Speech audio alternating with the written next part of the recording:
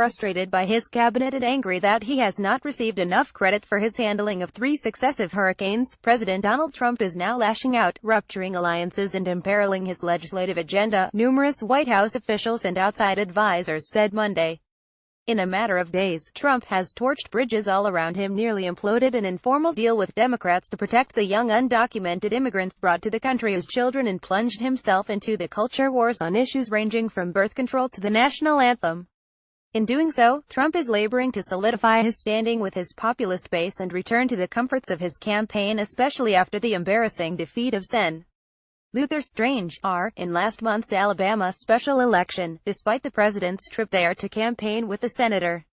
Sen. Bob Corker's brutal assessment of Trump's fitness for office, warning that his reckless behavior could launch the nation on the path to World War III, also landed like a thunderclap inside the White House, where aides feared possible ripple effects among other Republicans on Capitol Hill.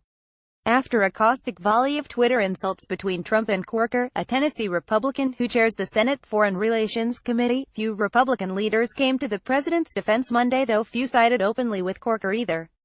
The most vocal Trump defender was the one under the president's employ, Vice President Mike Pence. Trump in recent days has shown flashes of fury and left his aides, including White House Chief of Staff John Kelly, scrambling to manage his outbursts. He has been frustrated in particular with Secretary of State Rex Tillerson, who was reported last week to have earlier called the president a moron. Trump's Sunday morning Twitter tirade against Corker caught staffers by surprise, although the president had been brooding over the senator's comment a few days earlier about Trump's chaos endangering the nation. One Trump confidant likened the president to a whistling teapot, saying that when he does not blow off steam he can turn into a pressure cooker and explode. "I think we are in pressure cooker territory," said this person, who requested anonymity to speak candidly. This portrait of the president, increasingly isolated in the capital city, is based on interviews with 18 White House officials, outside advisors and other Trump associates. In a late afternoon, unsolicited email to reporters, Pence's office on Monday blasted out a blanket response under the vice president's name addressing criticisms of the president. The statement bemoaned empty rhetoric and baseless attacks against Trump while touting his handling of global threats, from Islamic State terrorists to North Korea. "That's what American leadership on the world stage looks like, and no amount of criticism at home can diminish those results," the statement concluded.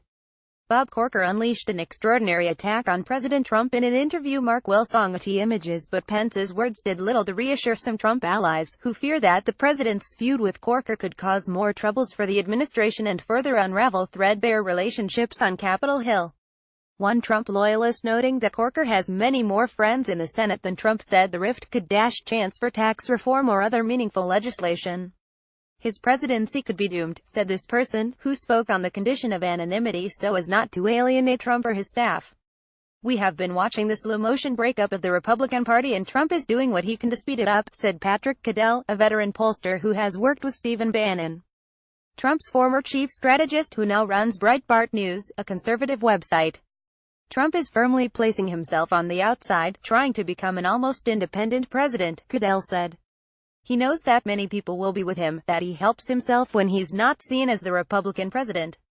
But what about his program? That's the question, and possibly the cost of what he's doing." Inside the White House, reaction to Corker's comments has been mixed. Some Trump aides believe it is dangerous for Trump to fight with Corker, the chairman of a powerful Senate committee who is not running for re-election and therefore feels he has nothing to lose. Other Trump aides blame Corker for what they consider an act of betrayal, arguing that he started the feud in a bid for relevance by a medic lawmaker.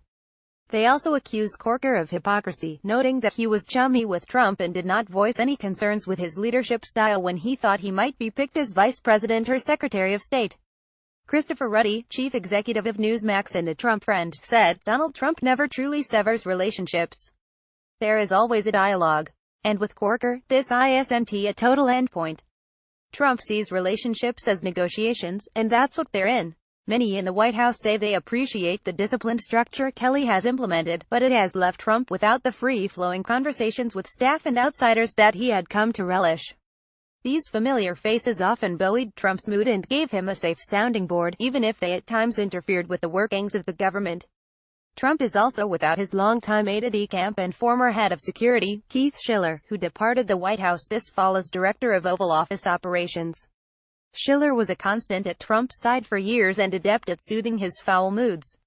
His absence has left Trump with few generational peers with whom he feels comfortable venting about his staff or his rivals, or just talking about sports, according to some of the president's friends. Trump, meanwhile, has been seeking regular counsel from friends outside of the government, including investor Thomas Barrack, who chaired his presidential inauguration. Among some in Trump's circle, Barrack has been buzzed about as a possible replacement for Kelly, should tensions between the president and his top aide become unsustainable. But people familiar with Barrack's thinking said he feels he can best serve Trump as a friend and outside advisor, as opposed to as a member of the White House staff. Trump has given no indication publicly that he is mulling another change, and over the weekend heaped praise on Kelly. "John Kelly is one of the best people I've ever worked with," Trump told reporters Saturday. "He's doing an incredible job, and he told me for the last 2 months he loves it more than anything he's ever done. He will be here, in my opinion, for the entire 7 remaining years." Still, Trump is facing political headwinds, including from his own base. The Alabama Senate primary last month, in which a far-right challenger defeated a more establishment Republican whom the president had endorsed, served as a warning flare for Trump's team, highlighting the risk he could run if he alienates the core supporters who helped lift him to electoral victory. The president himself has groused to numerous White House aides about his concerns over his popularity with "my people," his base. He blames the Republican establishment and others for failing to enact his agenda and making him look feckless, and is unhappy with losing in Alabama, according to people briefed on White House deliberations. Trump also made it known to several people that he wished to have a rally in North Carolina over the weekend and not just hold a fundraiser, but he ultimately only flew down for the fundraiser, spending just 2 hours on the ground in Greensboro. Trump complained that he wished he had gotten back out in front of the rowdy crowds he loves, these people said. Donald Trump got elected with minority support from the American electorate, and most of his efforts this far are focused on energizing and solidifying the 40% of Americans who were with him, primarily by attacking the 60% who were not, Republican pollster Whit Ayers said. That is great for his supporters, but it makes it very difficult to accomplish anything in a democracy. Trump's political calculus is complicated by Bannon's return to his previous role at the helm of Breitbart. Now working to forward a nationalist agenda from outside the confines of the administration, Bannon has vowed war against any Republican lawmakers he believes are insufficiently conservative, or failing to help push through the agenda he and Trump outlined during the campaign. Bannon is actively recruiting Republican primary challengers in nearly all of the 2018 Senate races, looking for candidates who could defeat Republicans he views as too establishment and highlight the president's stances on issues such as immigration and trade. The White House effort to woo back the populist wing of the party after stumbling in the Alabama Senate primary race has been mixed. When Trump advisors reached out to Breitbart writers on Sunday to highlight a list of hardline immigration principles the administration had just released, there was little enthusiasm for the White House's outreach and skepticism of Trump's commitment to combating illegal immigration, according to 2 people familiar with the exchanges. Even the Trump family has become a flashpoint. On Monday, the president's first and third wives Ivana and Melania, respectively, engaged in a public spat. In an interview with ABC's Good Morning America to promote her new book, Raising Trump, Ivana Trump, the mother of the president's 3 eldest children, said, "I'm basically first Trump wife. Okay, I'm first lady." The actual first lady, Melania Trump, did not let the slight go unanswered. Her spokeswoman at the White House, Stephanie Grisham, issued a statement dismissing Ivana's comments as attention-seeking and self-serving noise. See Washington Post reuse content.